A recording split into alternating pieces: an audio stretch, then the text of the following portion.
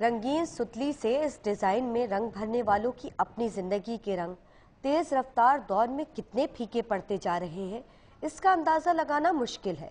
इस मसरूफ तरीन सड़क के किनारे मोंडे बनाते ये दो भाई 40 साल कबल रांझनपुर से रोजगार के लिए कराची आए थे और अपने हुनरमंद हाथों का जादू जगाया।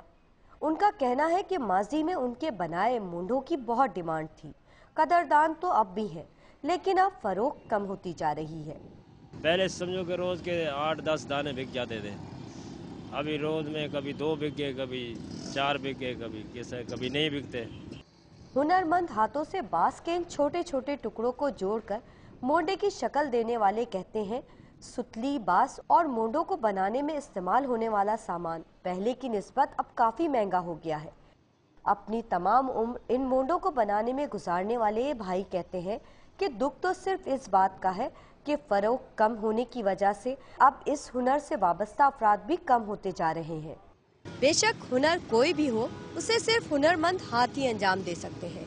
ताहम ये हुनरमंद रोज बरोज बढ़ती महंगाई में अपने खत्म होते हुए फन पर परेशान है। कैमरामैन फैसल शेख के साथ नुसरत वसी, डॉन न्यूज़, कराची।